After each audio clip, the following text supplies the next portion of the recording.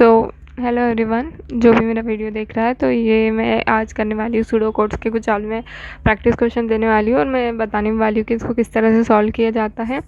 तो ये एक क्वेश्चन है, इसका अभी स्क्रीन रोक के आप लोग स्क्रीनशॉट ले सकते हो। ये क्वेश्चन थोड़ा सा है वैसे सिंपल काफ़ी, लेकिन अगर कभी ज़्यादा एकदम स्पीड में क्वेश्चन करते करते ऐसे क्वेश्चन जो है कभी कभी ट्रिक कर सकते हैं, क्योंकि इसमें हर एक नेक्स्ट स्टेप पे एक मॉड और एक डिवीज़न दिया है।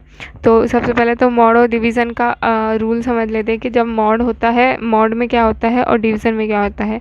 अगर हमारे पास कुछ इस तरह से दिया हो कि 60/2, तो 60/2, तो ये वाला पोर्शन हमको, ये इसका सॉल्व कर रही हूँ, तो ये वाला पोर्शन हमको हमेशा इधर लिखना रहता है और ये वाला जो है ये यहाँ रहेगा।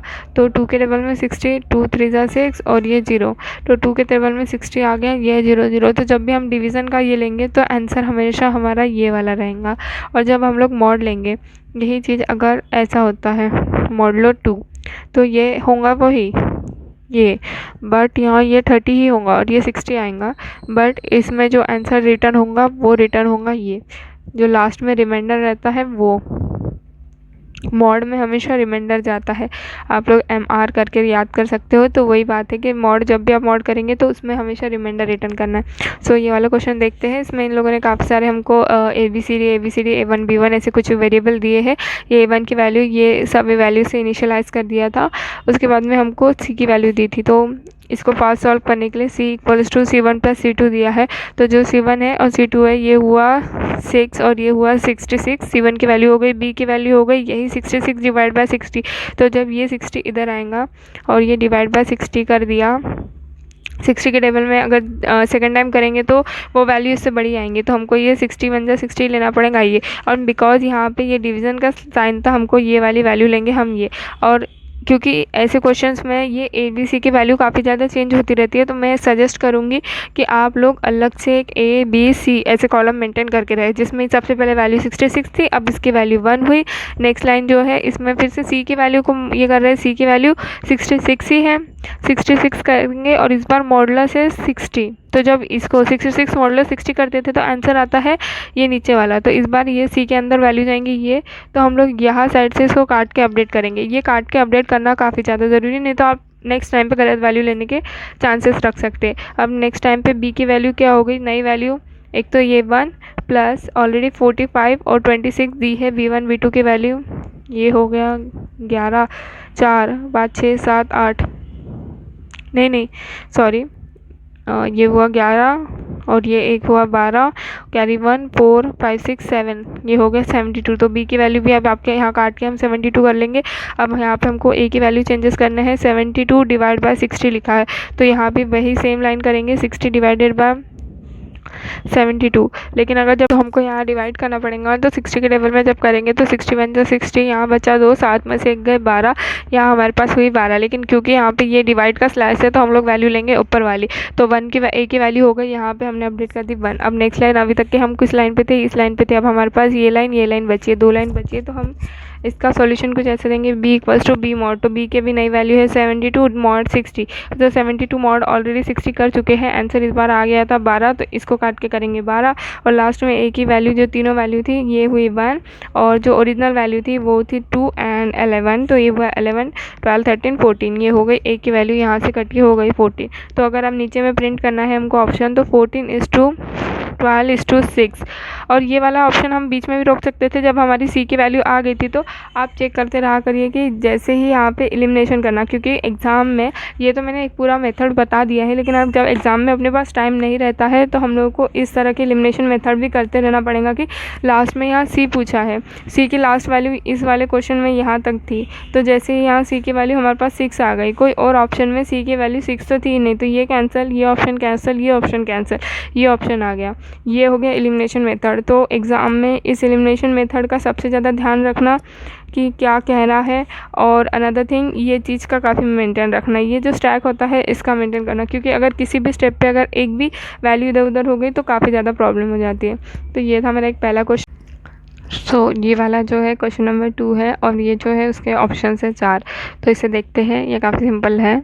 तो सबसे पहले जैसे मैंने बोला था कि वेरिएबल का एक स्टैक मेंटेन कर लेना, हमने वेरिएबल अलग निकाल लिया। सबसे पहली लाइन है वाइल B > 10 सॉरी यहाँ 10 नहीं था, यहाँ 0 था। तो वाइल बी इज़, तो ये जो है वाइल लूप तब तक के चलेगा जब तक हमारी बी की वैल्यू जो है ग्रेटर दैन 50 रहेंगी, तो मतलब सॉरी ग्रेटर दैन 0 रहेंगी, मतलब जब तक कि बी की वैल्यू नेगेटिव नहीं होंगी ये लूप तो चलना ही है। तो अभी तो है ये ऑब्वियस है, तो हम लोग ए के अंदर जाएंगे। ए की वैल्यू है बी मॉड 2 वैसे एग्ज़ाम में इतना लिखते मत बैठना, क्योंकि ये मैं बस समझाने के कर रही हूँ। यहाँ पे हमारे पास मॉड भी है, ये भी है, तो अगर हम देखा जाए तो हमारी मॉड की सबसे ऊपर वैल्यू रहती है, उसके बाद हमारा डिवीज़न इनटू और फिर ये प्लस माइनस। तो सबसे पहले तो इससे सॉल्व करेंगे।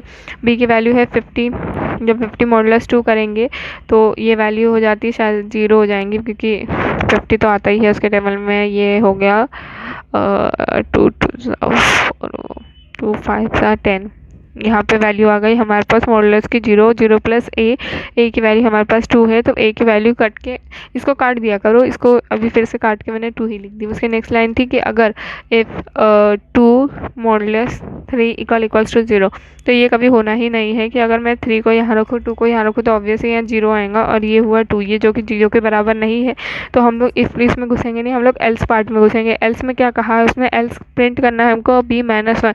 बी की वैल्यू क्या थी 50, 50 माइनस 1 करेंगे हमारे पास आ गया 49। जैसे हमारे पास ये आ गया, ठीक है, हम सबसे पहले देखेंगे कि क्योंकि यहाँ पे प्रिंट स्टेटमेंट्स है, तो हम लोग सबसे पहले देखेंगे कि क्या कहीं 49 है, सबसे पहला क्या प्रिंट हुआ, तो 49 यहाँ है। तो वैसे देखा जाए तो यह स्टेप पे आंसर हमारा कंप्लीट हो जाएगा, ये हमारा आंसर निकल गया। बट हम लोग आगे भी सॉल्व करके देख लेते हैं कि सॉल्व होता कैसे। उसके बाद हम करेंगे b=b/5, मतलब 50/5 करेंगे, तो ये 5 के टेबल में b की वैल्यू हो गई यहाँ से 10, और a की वैल्यू होंगी a+2 + 1 दैट मीन्स 3 हो गई। फिर ये फिर से लूप जो है यहाँ पे फिर जाएगा कि अभी भी ये जो वैल्यू है 10 है, तो 10 भी अभी भी ग्रेटर दैन है। फिर से हम लोग जो है लूप लगा के a की वैल्यू निकालेंगे कि b-2 कितना होता है, दैट मीन्स तो इसकी वैल्यू 0 आएंगी, 0 प्लस ये 3, मतलब a की वैल्यू फिर कट के 3 हुई। अभी हम फिर देखेंगे इफ लूप में, हम लोग फिर से देखेंगे कि क्या है हमारे पास 3 mod 3। तो इस वाले केस में 3 mod 3 0 के बराबर होता है, क्योंकि जब हम 3 को डिवाइड करेंगे ऑब्वियस 3 बन जाए 3 0, यहाँ पे हमारी मॉडुलस की वैल्यू 0 आ गई है। तो जब ये 0 आया तो हम लोग यहाँ प्रिंट ही कर देंगे, a की वैल्यू है 3। सेकंड ऑप्शन देखिए, सेकंड ऑप्शन 3 है, तो ऑब्वियस है कि अब से ये आंसर पक्का ही है। तो यहाँ तक स्टॉप कर सकते हैं, फिर आप आगे फिर से ये b=b, a=, फिर से चेक करके ये लूप सॉल्व कर सकते हैं पूरा आंसर, लेकिन इस तरह से इसका सॉल्यूशन देना है। सबसे मेन चीज़ हमें हमारी स्टैक मेंटेन रखनी है, अनदर चीज़ हमको एलिमिनेशन वाली प्रोसेस को इस्तेमाल करना है। ये दो चीज़ों को काफ़ी ज़्यादा ध्यान देना है। सो ये है हमारा 3rd नंबर का क्वेश्चन। इसमें हमारे पास आई है, जे है, सम है एंड एन है, लेकिन मेरे को मुझे कहीं भी ऐसा मतलब आई का आई का नहीं, आई तो काफ़ी इस्तेमाल हुआ है, जे का कहीं ऐसा यूज़ तो मिला नहीं है। चलिए इसको करते हैं। सबसे पहले मैं आई रख लूँ, जे रख लूँ, सॉरी जे नहीं रखूँ, सम रख लूँ। सम की वैल्यू 0 है, आई की वैल्यू भी नोन नहीं है, एन की वैल्यू हमारे पास 7 थी। अब ये वाले केस में इस वाली लाइन में जो चीज़ लिखी है ये है फॉर लूप। हाँ, इसको इस तरह i=1 से ये जब तक n बोलेगा मतलब उसको इंक्लूड कर लेना, और हर बार ये कुछ प्लस ही होगा। ये तो यहाँ प्लस दिया रहेगा या तो अंडर के स्टेटमेंट में उसको बताया जाएगा। अब हम लोगों को हर बार सम की वैल्यू निकालनी है। सम की वैल्यू तो सबसे पहले ये है i × i की वैल्यू कितना चलेंगे, i की वैल्यू यहाँ n है, अब यह 1 पे है, i की वैल्यू ये 7 है, और मुझे कहीं दिखने रहा कि 7 अपडेट हो रहा है, तो ये 7 ही रहेगा, ये 1 से 7 टाइम चलेगा। तो यहाँ पे मोस्टली 1 × 1 होगा, 1 × 1 1 ही होगा, तो सम की वैल्यू हो गई 1, सम की वैल्यू कट के हो गई 1। अब नेक्स्ट टाइम जब सम के लिए चलेगा तो सम की वैल्यू रहेंगी 1 प्लस ये, तो यहाँ जो हो रहा है इसको हम सिंपल कह सकते हैं कि हाँ ये हर चीज़ों का स्क्वायर हो रहा है, तो मेरे को 1 से 7 तक के हर बार स्क्वायर रखना है, तो मैं 2 का स्क्वायर रखूँगी, 2 का स्क्वायर हो गया 4, 4 + 1 हो गया 5।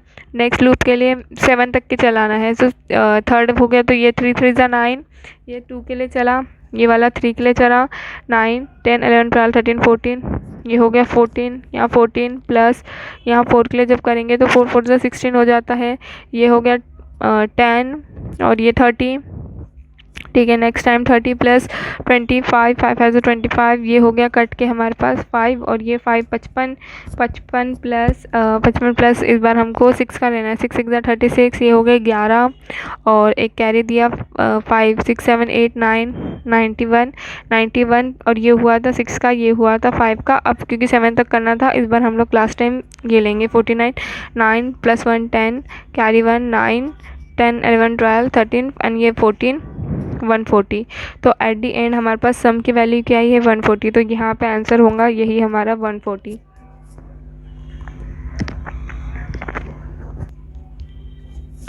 ये भी काफ़ी ज़्यादा सिंपल क्वेश्चन है। इसमें हमारे पास दो वैल्यू, एक जो इक्वल्स टू 41 है कि इक्वल्स टू 37 है। एज यूजुअल हम लोगों ने स्टैक मेंटेन कर लिया। सिंपल ये वाली लाइन बोल रहा है जे इक्वल्स टू जे प्लस 1, ये हो गया 42, ये एक कम करना है, ये हो गया हमारे पास 36। जे को डिवाइड करना है कैसे, तो के हमारा इस साइड रहेगा, जे हमारा इस साइड रहेगा। 36 के टेबल में 42 पहले ही वाई सेकंड टाइम में ज़्यादा हो जाएगा तो हमको इसी से डिवाइड करना पड़ेगा। ये हुआ 12, ये हुआ 3, ये हुआ 6, क्योंकि डिवाइड के आगे डालना था। तो ये हुआ जे के अंदर, यहाँ कट के वैल्यू हो गई 1। अब इस बार के, तो इस बार जो जे की अपडेटेड वैल्यू थी हम वो अपडेटेड वैल्यू लेंगे, इसलिए हमको हर स्टेप पे स्टैक मेंटेन करना काफ़ी ज़्यादा ज़रूरी नहीं। तो इस बार हम लोग गलत करके अगर हम लोग 42 ले लेते तो आंसर पूरा गलत हो सकता था। 36 करेंगे, 1 36 36 और ये वाली वैल्यू लेना था, तो ये 36 अपडेट हो गई।